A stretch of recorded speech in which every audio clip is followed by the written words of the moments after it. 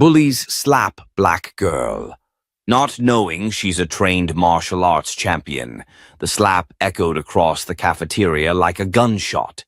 Trays clattered, conversations died, phones whipped out.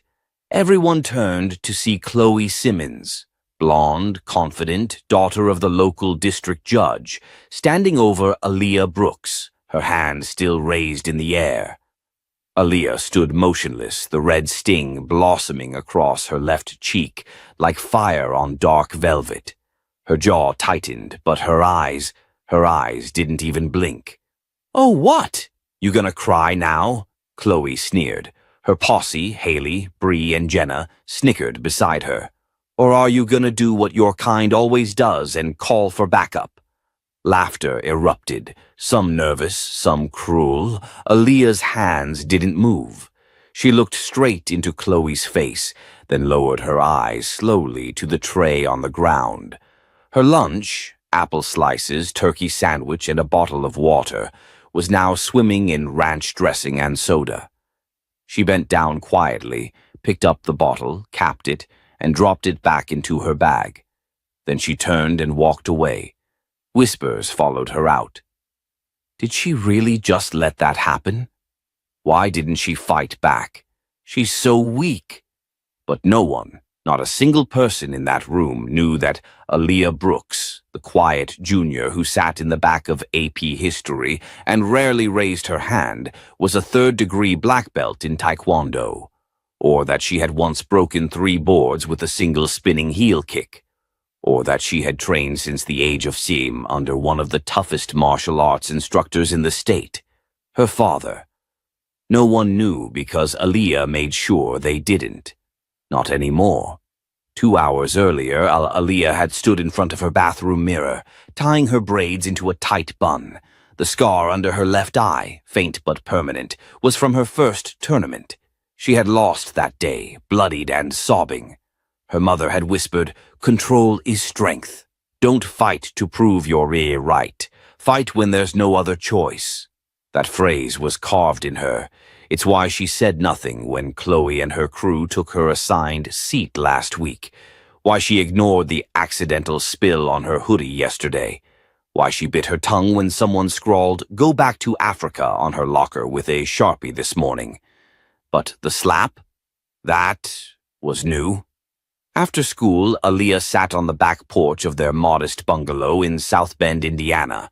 Her dad, Malik Brooks, was repairing a wooden dummy, its limbs cracked from years of being struck. His hands, large and calloused, moved with precision. "Show me your knuckles," he said without looking. Aaliyah didn't respond. "Laya," he repeated, his voice low but firm. "Your hand." She held it out. It was trembling. He saw the mark on her cheek. "Was it today?" She nodded. "Was it Chloe again?" Another nod. He turned, his eyes narrowing. "You hit her back?" "No." His jaw relaxed slightly. "Why not?" "Because she wants me to." He paused, then gave a short nod of approval. "Smart. But walking away ain't the same as giving up. You know that, right?" "I know." He studied her. "You sure?" Aaliyah hesitated. "I don't know anymore." Malik sat beside her. "You think I trained you all these years just so you could beat people up?" "No." "Then what did I train you for?" "To have control." "To have options," he corrected. "Most people react. You decide." There was a long pause. "I wanted to hit her," Aaliyah whispered. "I wanted to break her jaw." Malik didn't flinch. "I thought about it," she continued. "The angles, her balance, how off-center her weight was. I could have dropped her in 2 moves." "Why didn't you?" "Because if I did, they'd call me violent. A threat. I'd be expelled. Or worse." Malik's lips pressed into a line. "You're not wrong," he said quietly. "But sometimes, baby girl, doing nothing isn't peace. It's permission." The next day, Aaliyah walked into school, her cheeks still swollen. Nobody spoke to her. Nobody apologized. But someone, maybe Jenna, maybe Haley, had printed screenshots of her in sparring gear, mid-air in a roundhouse kick from an old tournament. The caption read, "Black belt my ass. She froze." The pictures were taped to every locker in the hallway. Aaliyah pulled one down, stared at it. And for the first time in years, she smiled.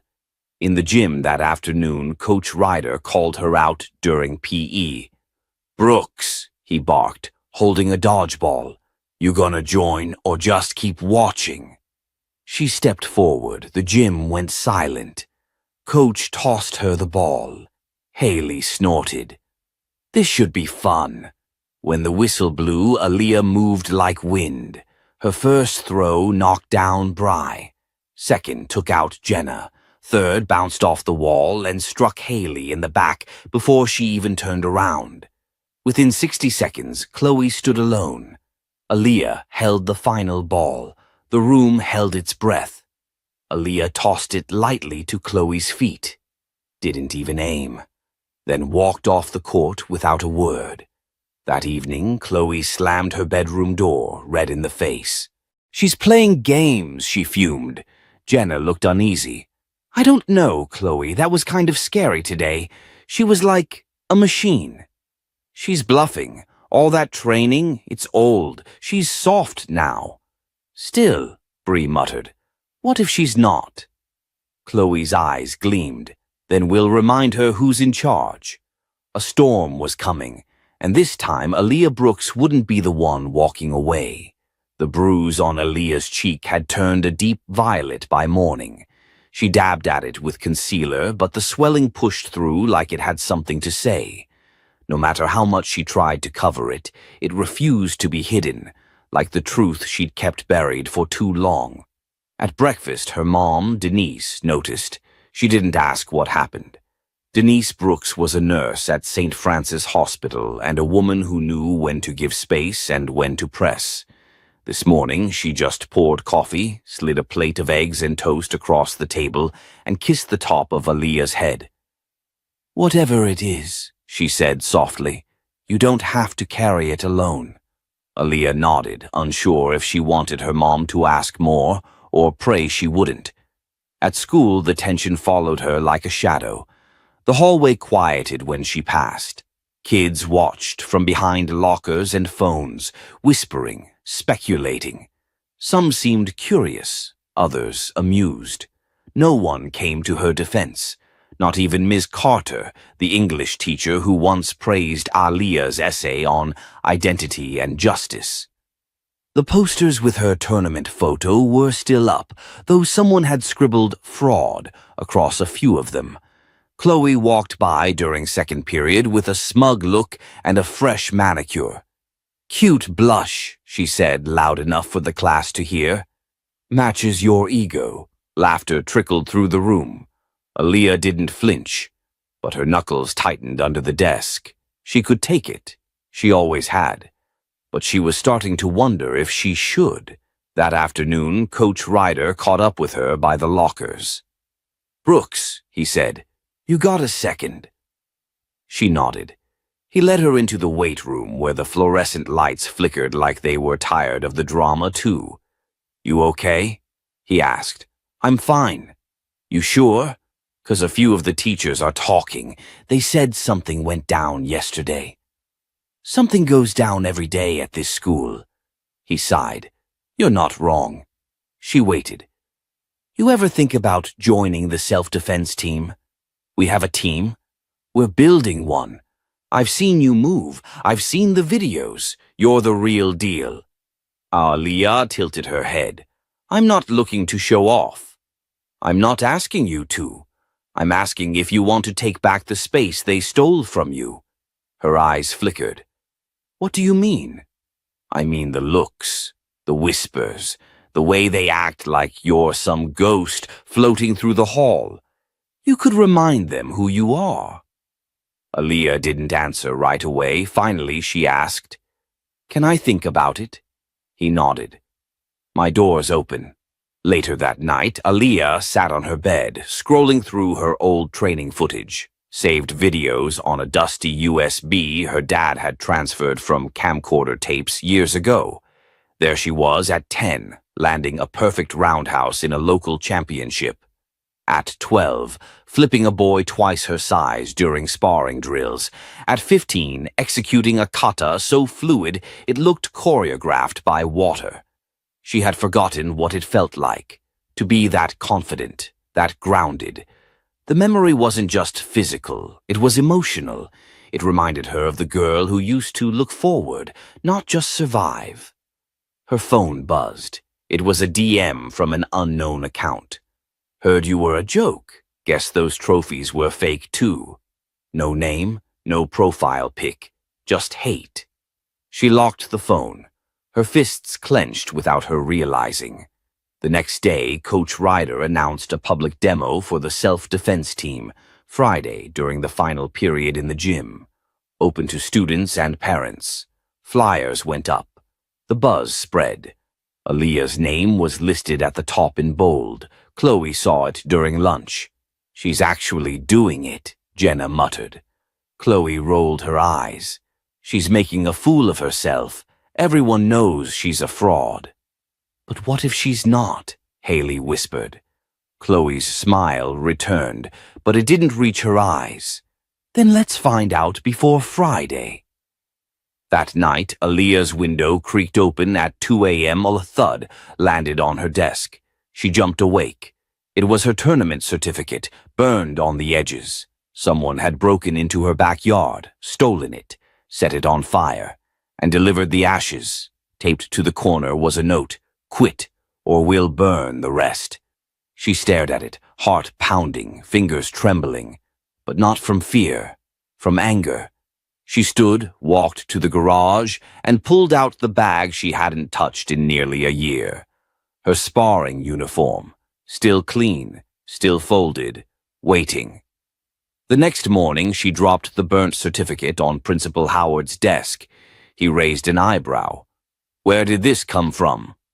"My room." "Do you have any idea who did this?" She stared at him. "I have ideas, but no proof. I can look into it. You won't find anything." There was silence. "I'm not here for protection," she said. "I'm here to tell you I'm still doing the demo on Friday. Ms. Brooks, if you feel unsafe, we can—" "I'm not unsafe, I'm just not invisible anymore." And with that, she left the office. Back straight, head high. Down the hallway, Chloe was watching and waiting, smiling like a storm was building behind her teeth. Because Friday wasn't just a demo now. It was a showdown, and only one of them knew how it would end. Friday came fast, too fast. The day everyone had been whispering about was finally here, and the halls at Lincoln High buzzed with anticipation. Flyers for the self-defense demo were everywhere, stuck on lockers, taped to water fountains, folded into notebooks. Some students came just to see Aaliyah fall flat. Others came because they secretly hoped she'd prove them all wrong. Aaliyah stood in the locker room alone, staring at her reflection in the mirror.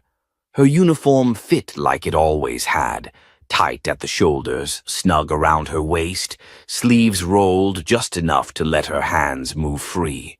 She tightened her belt slowly, methodically, like she was putting armor on piece by piece. Her eyes weren't afraid. They were focused. She closed her locker, took one deep breath, and stepped out. The gym was packed, bleachers full, phones out, laughter in pockets. Principal Howard sat up front with Coach Ryder. Chloe and her crew were in the center row, all smiles and sarcasm. Coach gave her a quick nod. "Ready?" She nodded once. He walked to the center of the mat, microphone in hand. "Ladies and gentlemen, welcome to our first ever self-defense exhibition. Today we've got a few of Lincoln's finest students here to demonstrate not just physical skill, but mental discipline. The kind of discipline that protects, empowers, and inspires." He paused. "And leading today's demo, Aaliyah Brooks." A wave of murmurs rippled through the crowd. Aaliyah stepped forward, every move calm, deliberate. A few whistles, a few boos. One loud voice yelled, "Let's see if she can actually fight this time." She didn't flinch. Coach gestured for her to begin. The first part of the demo was basic. Blocks, strikes, defense positions. She moved like liquid steel, controlled, precise, balanced. She wasn't flashy, just clean, methodical, but the crowd wasn't impressed yet. They wanted drama. Coach called out, "Partner drills." 3 students stepped forward, volunteers who'd been training with her all week. They simulated grabs, lunges, attacks. She countered with ease, a shoulder toss, a leg sweep, a palm strike that stopped a mock punch midair. Now the crowd was starting to shift. Phones up, cheers rising. But Chloe wasn't impressed. She leaned in toward Jenna and whispered, "This is child's play. Let's give them a real show." Before anyone could stop her, Chloe hopped down from the bleachers and walked straight onto the mat. Coach tried to step forward. "Chloe, this isn't—" "I just want to see if she can defend herself when it's not scripted," Chloe said sweetly. Gasps, phones everywhere. Aaliyah stared at her, calm, still. Coach turned to her. "You don't have to do this." But Aaliyah didn't back down. "It's fine." She stepped forward. They faced off, 2 feet apart. Chloe's voice dropped to a whisper only Aaliyah could hear. "You've been lucky so far, but luck runs out." The moment Coach gave the signal, Chloe lunged. It wasn't play acting. It was full speed, full force, rage disguised as challenge. Aaliyah shifted, sidestepped, redirected the momentum. Chloe stumbled forward, shocked. The crowd gasped. Chloe spun and came again, this time with a wide slap aimed for Aaliyah's jaw. But Aaliyah ducked, spun, and swept Chloe's legs out from under her. In a blur, she stopped just short of pressing her knee into Chloe's chest, holding a flat palm above her throat. A beat of silence. Then, chaos. Applause erupted. Screams. Someone yelled, "That was insane!" Chloe lay stunned, blinking up at the ceiling, breathing heavy. The smugness was gone, replaced by something she'd never had to face before, being outmatched. Publicly. Aaliyah stepped back, extended her hand. Chloe stared at it, didn't take it. Instead, she stood up, red-faced and shaky, and stormed off the mat. Coach grabbed the mic. "That, everyone, is what discipline looks like." The gym exploded again. But Aaliyah didn't smile. She just bowed, then turned and walked back to the locker room, heart pounding. Not from fear or excitement, but release. Finally, she felt seen. Finally, she felt free. Outside the gym, Chloe shoved through the crowd. Jenna followed. "What the hell was that?" "She cheated," Chloe snapped. "She knew what I was going to do. She planned it." "She didn't even touch you." "Exactly, it was a setup." Jenna hesitated. "Maybe. She's just better." Chloe spun on her. "Whose side are you on?" Jenna didn't answer, because deep down she knew the truth. And for the first time, she wasn't sure Chloe was the one worth following anymore. Back in the locker room, Aaliyah sat on the bench alone, until Coach walked in. He didn't say anything at first, just tossed her a cold bottle of water. "You okay?" he asked. She nodded. "Better than I felt in a long time." "You shut them up today." She gave a faint smile. "Maybe for now." He sat beside her. "You don't have to fight every battle." She looked over. "But some battles need to be fought, out loud, in front of everybody." He nodded slowly. "Then I'd say you won this one." Aaliyah took a sip of water, eyes distant. "Yeah," she said quietly, "but something tells me it's not over yet." Monday morning was unusually quiet. The halls at Lincoln High, normally filled with noise and gossip, buzzed with an uncomfortable tension. People whispered, but this time, not about Aaliyah's defeat or Chloe's social status. This time, they whispered about what they'd seen in the gym on Friday. About a girl who fought with purpose, precision, and calm fury. Some were in awe, some were ashamed of their earlier laughter, and others were angry. Chloe sat in the back row of history class, her arms crossed, eyes hollow. Her phone vibrated endlessly with messages. Some of her usual followers had turned, sending memes about how she got folded like laundry. Others stayed loyal, feeding her ego with, "She got lucky," and "You should have kicked her harder." But nothing they said mattered. What stung the most was the look on people's faces when Aaliyah walked in. That slight nod of respect, that quiet shift in how people made room for her in the hall. It wasn't fear, it was recognition, and Chloe hated it. During lunch, Aaliyah was headed to the library when Principal Howard's voice echoed through the intercom. "Aaliyah Brooks, please report to the main office." Heads turned, some smirked, a few looked worried. Aaliyah frowned and adjusted her backpack. Her mind raced. Had she broken some rule during the demo? Was this about Chloe? She walked into the office to find not just the principal but Coach Ryder and a woman in a navy blazer she didn't recognize. "Miss Brooks," Principal Howard greeted, gesturing to the seat across from his desk. The woman stepped forward and offered a hand. "Detective Angela Hayes, school liaison with the city's youth task force." Aaliyah hesitated before shaking it. "Did I do something?" Detective Hayes smiled gently. "No, but your name came across my desk this weekend. A video of your performance at the school demo's gone viral. Nearly 400,000 views and counting." Aaliyah's heart dropped.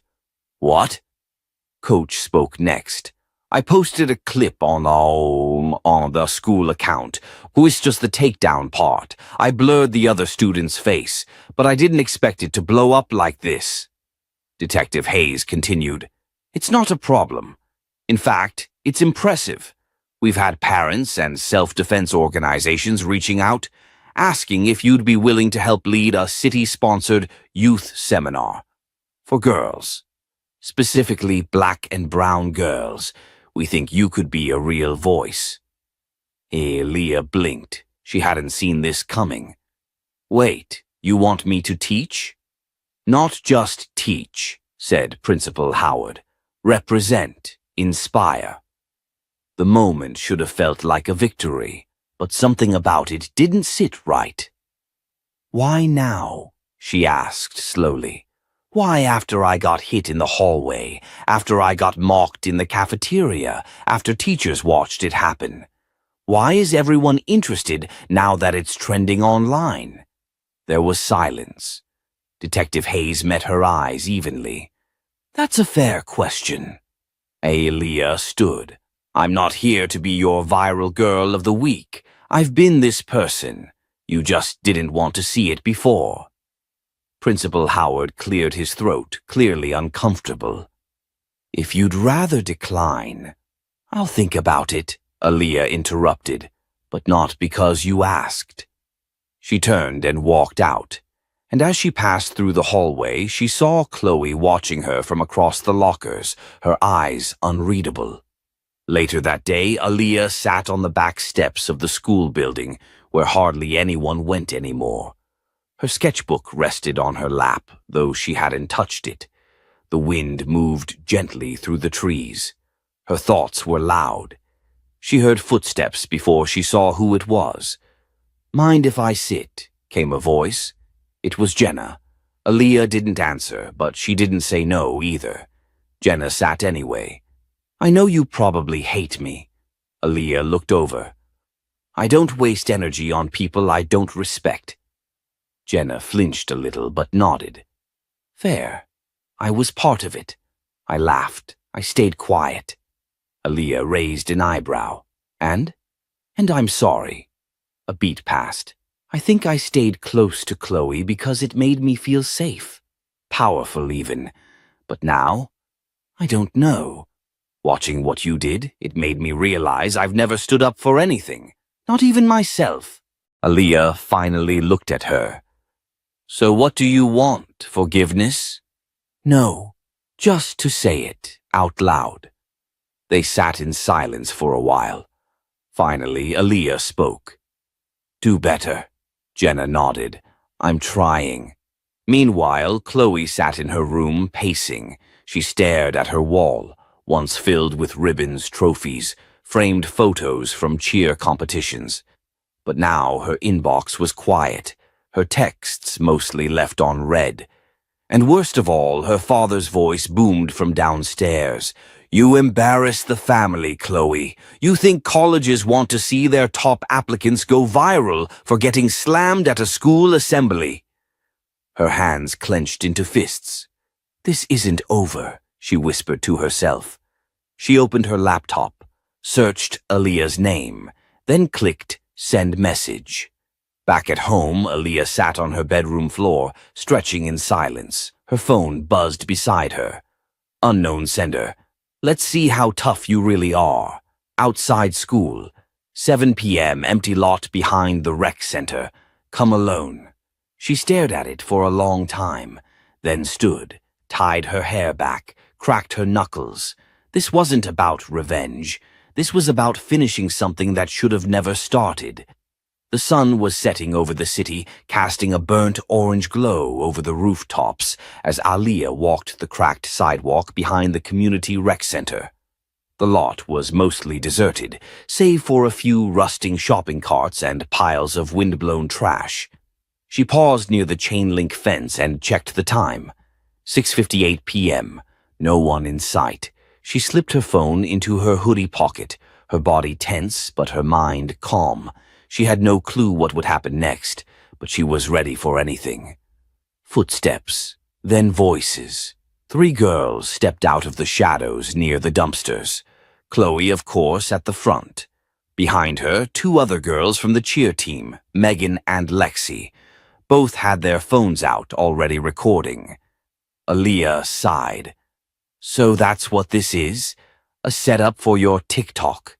Chloe's mouth curled into a bitter smile. You humiliated me in front of the entire school. I don't care how good you are at karate or kung fu or whatever. People need to see that you're just another girl with an attitude. Aaliyah took one slow step forward. This doesn't end the way you think it does. Oh, we'll see. Without warning, Megan lunged. Aaliyah sidestepped, hooking her leg to sweep Megan off balance. Megan hit the pavement hard and rolled away, groaning. Lexi hesitated, then charged with a wild swing.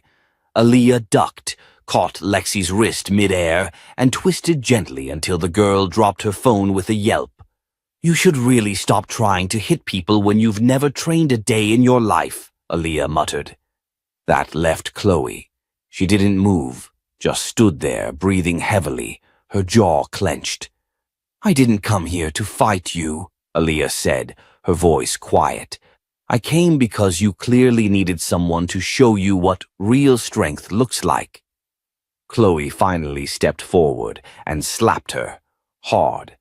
Aaliyah's head turned slightly from the impact. She didn't flinch, didn't react. She just looked at Chloe like she was sad for her. Chloe's face was flushed with rage. Do something. Come on. Hit me back. Show everyone you're not the saint they think you are. But Aaliyah didn't move. Why would I? You want me to be the villain. I won't give you that. That's when a voice called out from behind the fence. Step away from her. Now. Flashlights. The sound of boots crunching gravel. Officer Michelle Traynor, the community liaison officer, pushed open the fence with 2 other patrol officers behind her. She looked livid. Chloe stepped back, stammering. This isn't what it looks like. Really? Because it looks like 3 students lured someone into an alley and tried to jump her on camera. Megan and Lexi scrambled to hide their phones. It was too late. Officer Trainer turned to Aaliyah. "You okay?" "I'm fine. I didn't throw a punch." The officer nodded. "I can see that." As Chloe and the others were pulled aside for questioning, Aaliyah watched silently, her heart heavy but not broken. This wasn't justice. It was damage control. But it was something. An hour later, after statements had been given and calls made to parents, Aaliyah sat in the back of her mom's car. The city lights blurred past her window as the car rolled down the avenue. Her mom gripped the steering wheel tightly. "Why didn't you tell me?" "I didn't want you to worry." "I'm your mother, Aaliyah. Worrying is part of the deal." They drove in silence for a few blocks before her mom added, "I'm proud of you." Aaliyah looked over. "I'm serious," her mom said. "You kept your cool. You held your ground. You didn't let them turn you into what they wanted." Aaliyah swallowed a lump in her throat. "It's not over. Chloe's not done." "No," her mom said, "but she's losing control. You're just getting started." The next morning at school, Chloe wasn't at her locker, wasn't in class. By lunch, a rumor spread like wildfire. Chloe had been suspended for 3 weeks for orchestrating the ambush. Megan and Lexi too. But, more surprising, a video surfaced. Not the blurry fight footage Megan tried to post. This one showed the entire altercation, from the fence, filmed by a local high school freshman who happened to be skating nearby. It captured Aaliyah standing her ground, deflecting every blow without retaliating. It caught her final words to Chloe, and it captured the police stepping in. The video went viral again. But this time, the comments were different. "Who is this girl? She's a role model. She handled that with so much grace. Damn. Give her a movie." By the end of the day, Aaliyah's inbox was flooded with interview requests, podcast invites, and even a DM from a producer at a national morning show. But that night, she didn't respond to any of them. She sat cross-legged on her bedroom floor, laptop open, typing something new, a mission proposal for the girls' self-defense seminar she'd previously declined. This time, she was ready. And this time, she wouldn't just show them what she could do. She'd teach them how to do it, too. The school's auditorium was packed tighter than a Friday night basketball game. The buzz wasn't about sports this time. It was about Aaliyah Jackson. Her name had become synonymous with quiet strength. But no one expected her to show up for the annual student panel on bullying awareness. Not after everything. But there she was, standing on stage under the harsh fluorescent lights in a simple black sweater and jeans, her braids pulled back into a clean ponytail. She didn't need a spotlight. She brought her own presence. Aaliyah looked out over the crowd, students, teachers, parents, even reporters, and took a deep breath. "My name is Aaliyah Jackson," she began. "You might have seen the videos. But what you didn't see was the years leading up to it." The auditorium fell silent. "I didn't wake up one day and decide to learn martial arts. I started at 8 because I was scared. My dad had left. My mom worked nights. I was the only black girl in a mostly white school, and some kids made sure I never forgot that." In the front row, Principal Gates shifted uncomfortably. 2 local school board members whispered to each other. "I didn't fight back with my fists. I trained so I wouldn't have to. And when the day came, when I had every reason to strike, I didn't. Not because I was weak, but because I was in control." Applause broke out, hesitant at first, then rolling like thunder. But Aaliyah wasn't done. "I'm not here to be a symbol. I'm not your hero story. I'm a girl who got tired of shrinking herself so other people could feel tall. I didn't expose Chloe to ruin her. I exposed her because someone needed to say, enough. The crowd rose to their feet.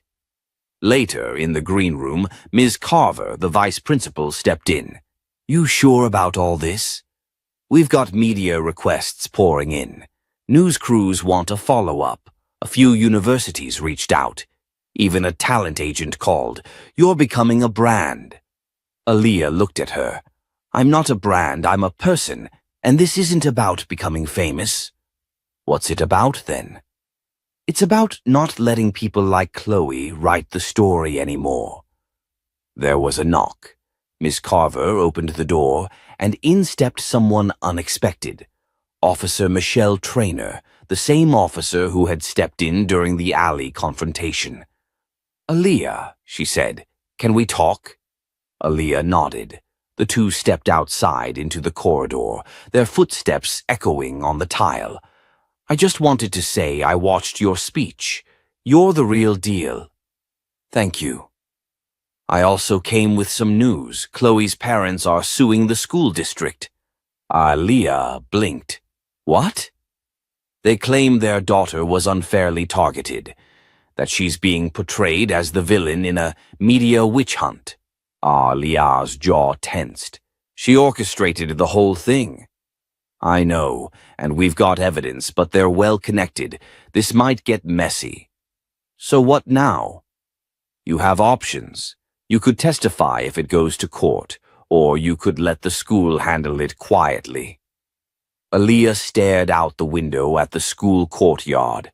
No more quiet. I'll speak. That night, Aaliyah sat down at her desk and started a letter addressed to the school board. She laid it all out, not just Chloe's actions, but the silence of the system that let it happen. The teachers who looked away, the coach who ignored complaints, the administrator who told her to just blend in. She ended the letter with a question. What message do you send when a girl defends herself without violence and you punish her anyway? The next morning, the letter went viral. By afternoon, major news outlets were quoting it. By evening, something even more shocking happened. Chloe's father, real estate developer Greg Whitman, was caught on tape at a private fundraiser mocking Aaliyah and the school's woke circus. The footage leaked. Public backlash exploded. His firm lost 3 corporate clients overnight. Meanwhile, the school board held an emergency meeting. Aaliyah was invited to speak. She walked in wearing a navy blazer over her usual jeans, composed, unapologetic. I don't want revenge, she said calmly. I want reform. And I want it before another girl like me is forced to fight for her dignity alone.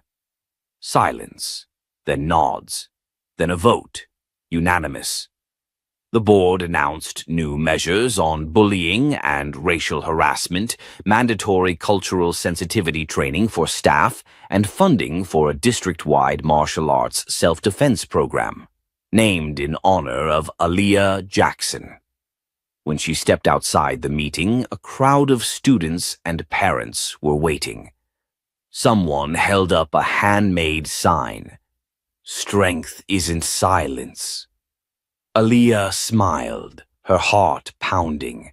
Not from fear, from purpose. It wasn't over. There were still stories being written about her, still critics, still whispers in corners. But now she had a voice, and she wasn't done using it. Chapter 7. Aaliyah sat at her kitchen table, elbows on the worn wood, her fingers running over the grain. A half-eaten sandwich sat on the plate in front of her, untouched. Across from her, her mother, Vanessa Jackson, flipped through a pile of papers, eyes skimming fast. They're calling it a countersuit, Vanessa said. Chloe's family is going after the school, yes, but now they're trying to drag you in directly. Defamation, emotional distress, the works. Aaliyah didn't flinch. Let them. Vanessa looked up. This isn't just noise anymore, it's legal. They hired lawyers with reputations, big reputations. They'll spin everything if they can, make it seem like you attacked their daughter's future. She went after mine first. Vanessa softened, her hand reaching across the table. I know that. But the world doesn't always side with the truth, especially not when that truth is coming from a black teenage girl who fought back. Aaliyah closed her eyes for a moment, then opened them. Steady. Then I'll make sure they see more than just a headline. Later that evening, she met with Ms. Carver and Principal Gates in the district office. The air in the room felt thick, tense. Gates cleared his throat. We're considering settling. Quietly. No admission of wrongdoing. We just want this over with. No, Aaliyah said. Absolutely not. Aaliyah, I understand how you feel, but— No, you don't, she interrupted. You don't understand what it's like to walk into this school every day, knowing the system is built to protect people like Chloe. Not me. And now that the world's watching, you want to tuck it all away behind a non-disclosure agreement? Miss Carver didn't say a word, but her silence spoke volumes. I'm going to court if I have to, Aaliyah said firmly, and I'm going to speak. That night, she posted a video. No music, no edits, just her face, honest, raw.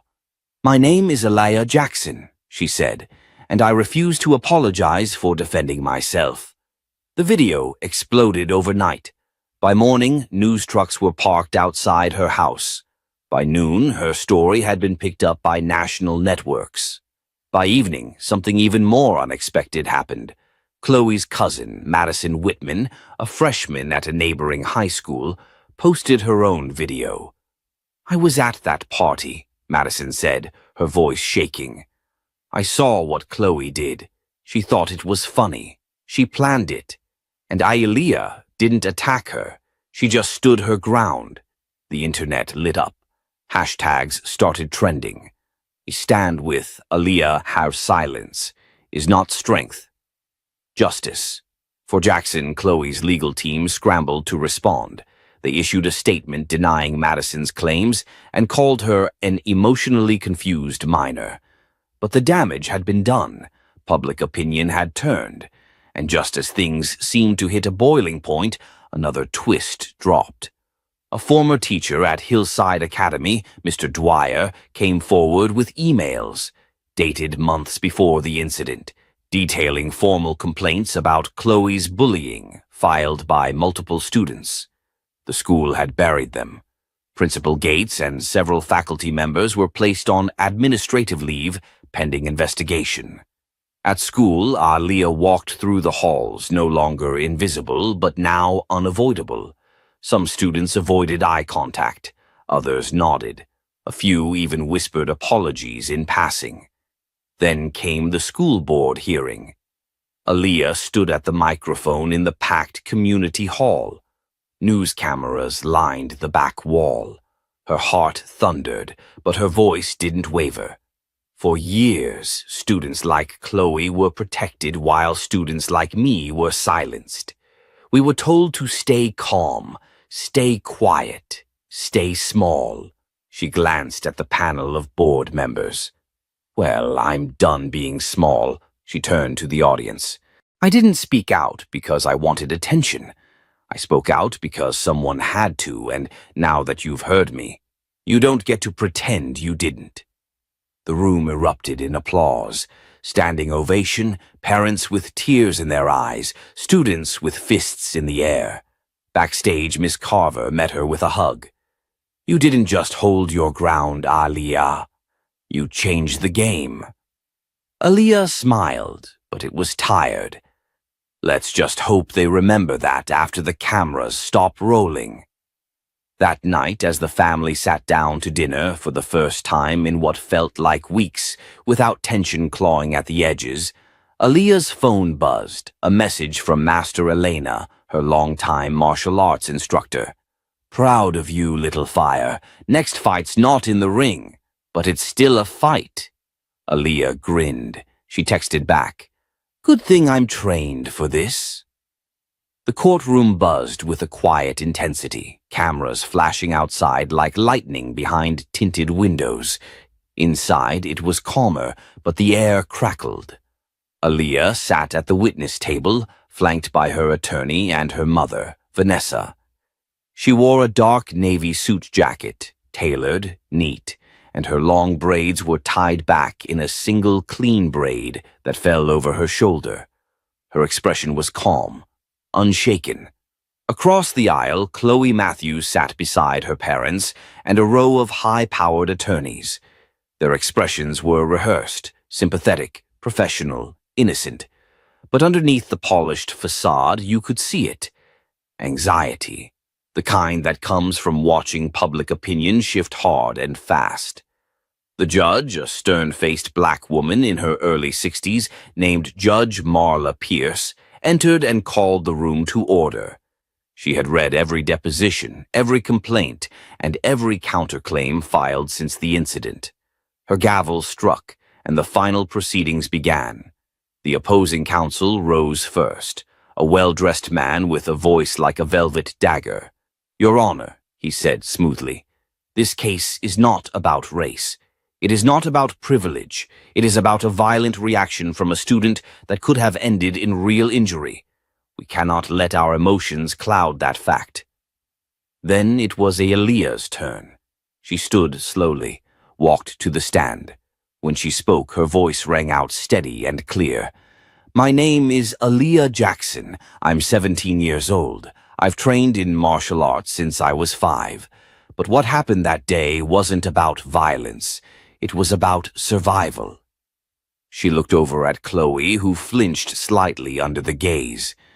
"Chloe didn't just slap me. She mocked me, harassed me, humiliated me in front of the whole school.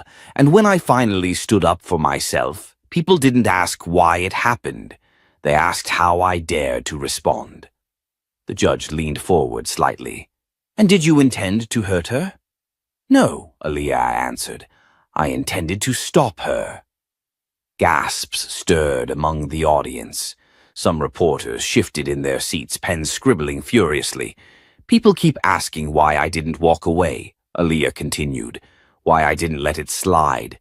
But if I did that, I'd be telling every girl who looks like me that they should stay quiet, that they should take it.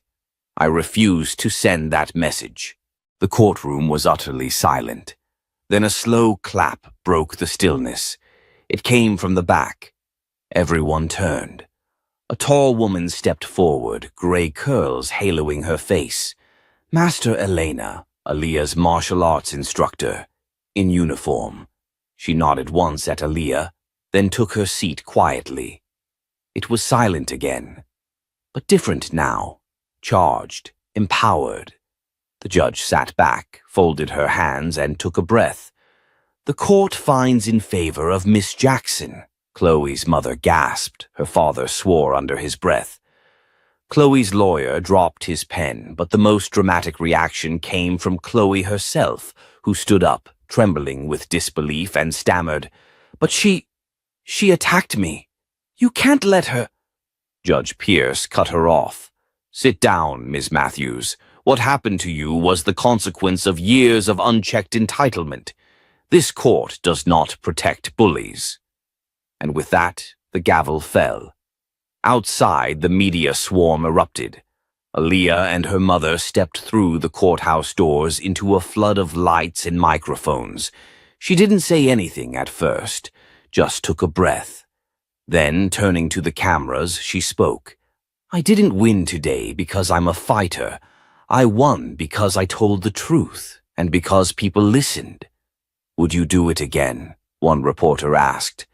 Aaliyah smiled softly. "In a heartbeat." Reporters kept yelling questions, but her phone buzzed in her pocket. A text, unknown number.